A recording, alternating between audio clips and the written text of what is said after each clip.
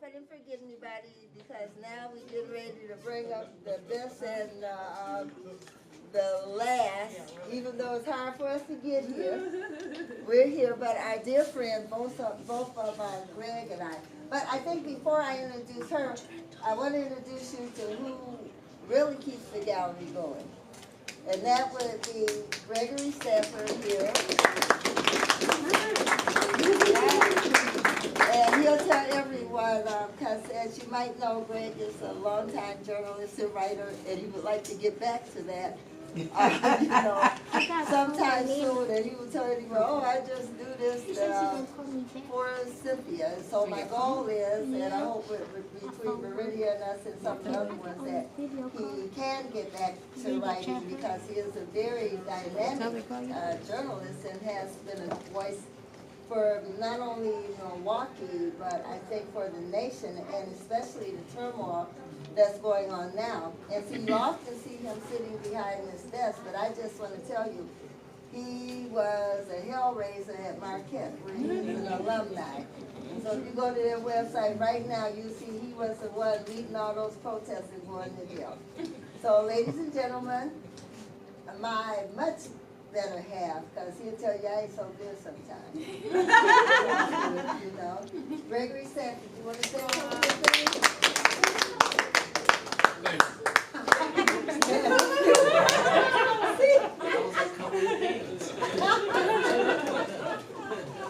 But yes, and then my daughter Data, who I believe she left, but we're a very small family business, but I'm just, I feel so humble with all the love and everybody that supports me, and I thank you. So that brings me to Miss Jackie here, and I can't even say all of her new names. And her daughter is here, who happens to be an artist also, and her granddaughter. But, ladies and gentlemen, this is Miss Jacqueline Simone Jarju.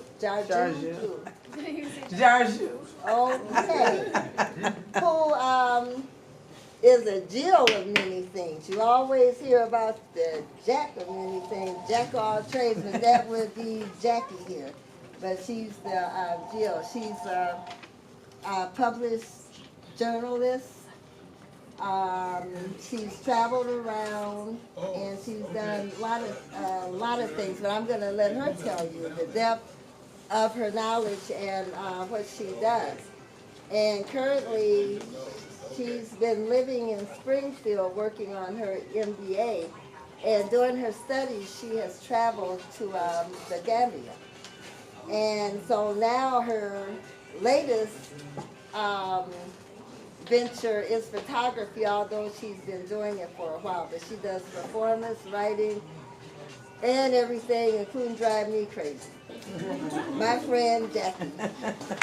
Okay. Thank you guys.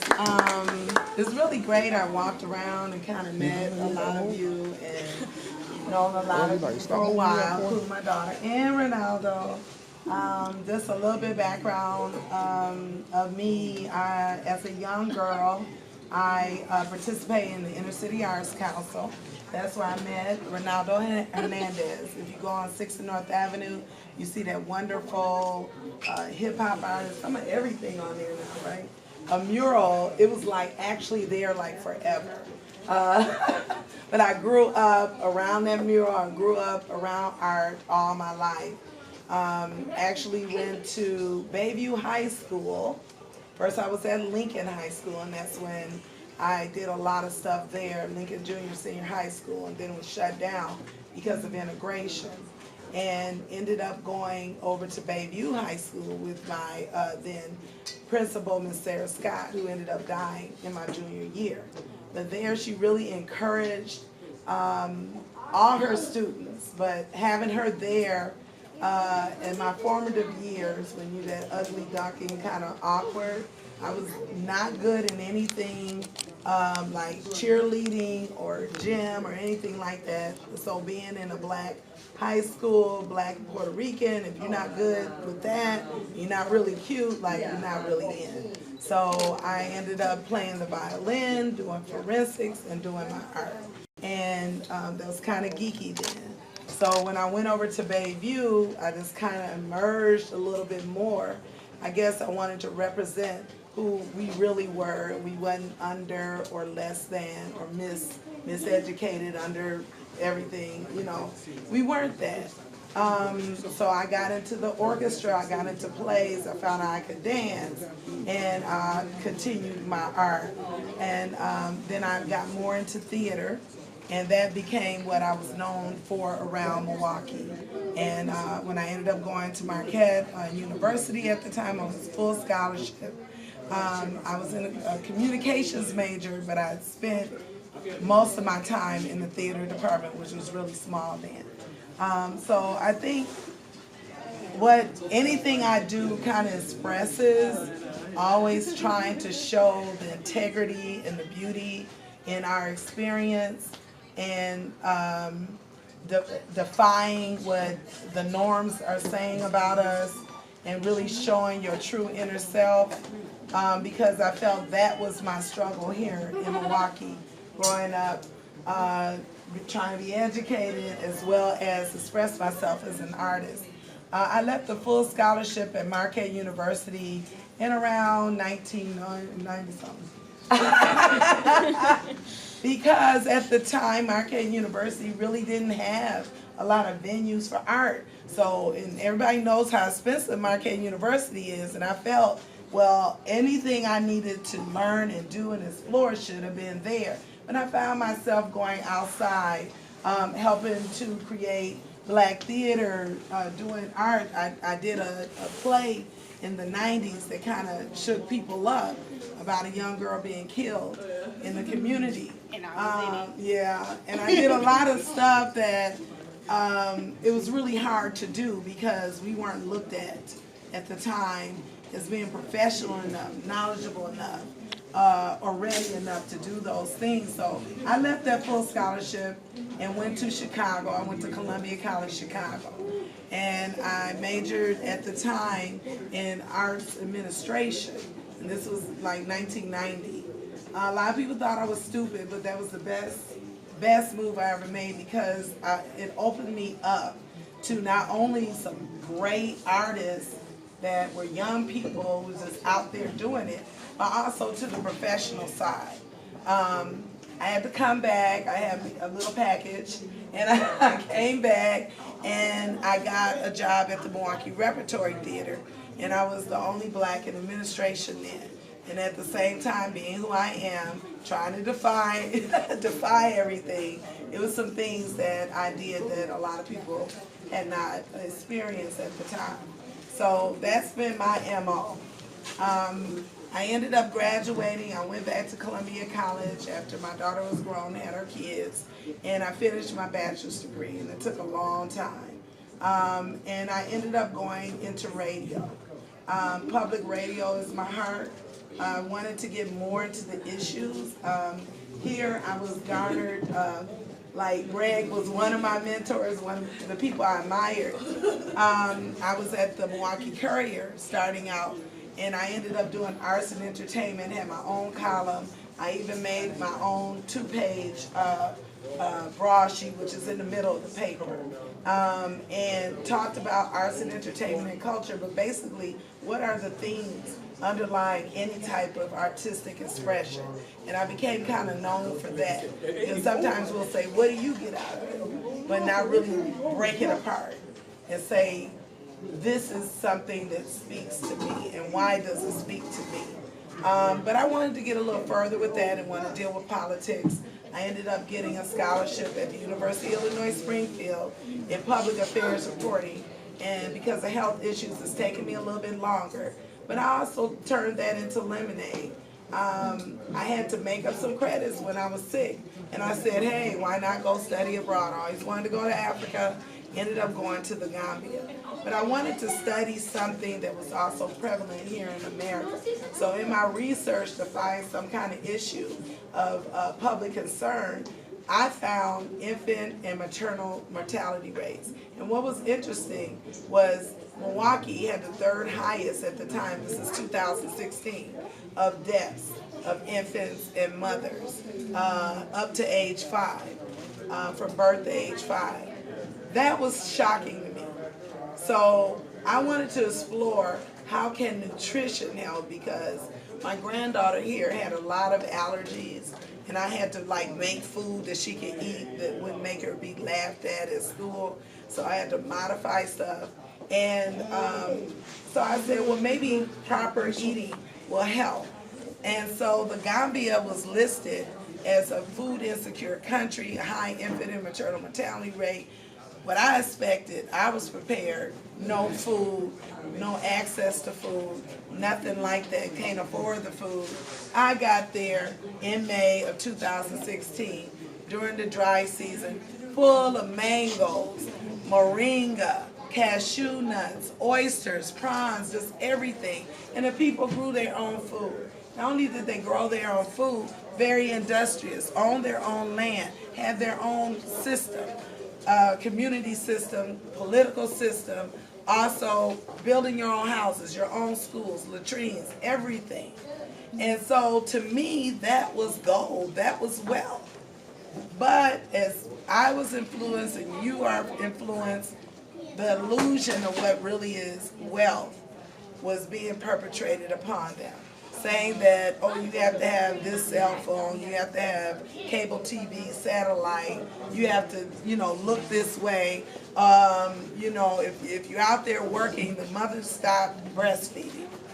If you're out there working, let's go ahead and use the formula. It's okay. Those types of things. And what happened was a lot of health issues shot up that didn't happen before, such as diabetes, high blood pressure, and cancer. So it kind of hit home to me, maybe that's why we're having these problems even here. We went away from our healthy diet and our lifestyle, but also if something happens to us, we kind of defenseless, because Western culture says you work hard, get the money, and pay somebody else. But traditional African culture says you work hard to fend for yourself and your family so you can share with others. And that was something I grew up with all my life, with that concept, but just to see that was just mind-blowing. And so these pictures here actually was documenting some of the infant and mortality. I was looking at mothers. But what came out of this is also looking at that illusion of wealth. Here's the lady selling in the marketplace, but you can't see that, but behind here is the Western Union. So that's modernity, or modern society, versus society in the backdrop of here. People are really struggling. So what they would do is sell their food now instead of eating it. Take the money and go and buy cell phone credit, go buy stuff at the import store and stuff like that. Because it's looked at as being wealthy. You're going up. You know what I'm saying? But at the same time, you're robbing yourself of the things that you need to survive, that you need to do. And this was really interesting with this cowbell milk. It's a brand of milk, and it's very popular. But here's this lady right here selling all these vegetables, and besides your sign is saying buy our milk. People have their own cows and goats there. It's a Muslim country. They don't eat pigs, but they do raise them because a lot of people come from Germany who eat pork. But this is what I'm saying. Everything is being produced for commerce now, instead of part of our daily lives. So we're also in the dark because we're thinking, oh, they need our help. What I saw was during the dry season, the other countries will come in and buy up all this stuff. The government ships it out and export it. In the rainy season, which is 4 months long, people have nothing to eat. So that's when the women and children basically end up being more at risk. So I saw things that we can help, like helping people with a canning project. If you grow all this, can it, save it over for the dry season, you know, for over the rainy season, but things like that. But also, what they thought we were as Americans, we were wealthy. We had everything. I see more cars in the Gambia coming. Most of them came from Germany for like, you could get a brand new, what's a German car? You can get a brand new expensive car. Yeah, like three grand. $3 grand and bring it over from Senegal, from Germany. And I'm just like, it's amazing. So the concept of what money is and what that makes you, and the concept of what the Western society is and what that makes you. This is the void I saw that I've heard from, like, my mom and a lot of the activists here, and I used to say, oh, I don't want to hear about that militant stuff. But they were telling the truth. Reaching across the diaspora, I think that needs to happen, and young people should do that. Here on the other side, we have a woman who's nursing. So when you look at this woman who's nursing, as opposed to something like this woman, this is a compound. She is considered sort of rich. Let me move this. Or at least middle class. But you see, so this is a compound, meaning it's a series of houses that an entire family would have. And you see how it's paved like that, the mosaic, they did that. It's beautiful. But in the backdrop, you see hand washing your clothes. That's tradition, and they do hand wash their clothes. But then back here, you see it sat like that. See what I mean? So it's kind of imposition. But having that there, someone would come up to this compound and say, oh, they're very well off. Just because they have that sound like that. At the same time, in order to afford that, you have to wash your own clothes, you gotta do stuff, you gotta go out and sell stuff. And that's the same thing we do, just for that illusion of being well off. So here, I spotted this woman. She's actually a well-off woman as well. And she has her 2 kids there. And this one doesn't show too much of dichotomy, but just kind of the result. But on the opposite end, you're gonna see this young lady who shows a different story of the imposition of Western society. And you can kind of see that in her eyes. I like this young lady even more. Because to me, she's saying, I'm strong, I'm defying what's going on, and I will survive. So this is a handmade stool. She holds it up proudly. So she's really uplifting traditional culture to me, despite what's going on, trying to keep up with the Joneses. This is becoming more like Western society. So I have my video from my research. It's only 5 minutes. It has more as these and more in it. And if you want to look at them, it'll be ongoing.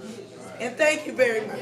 Okay. And everyone, I forgot most important thing. I don't know if I mentioned that it's our 6-year anniversary. Yay! And we got the Anniversary cake from Siemens. And of course, we'll be doing this all over again tomorrow. Yay. And I thank everyone, so let's enjoy.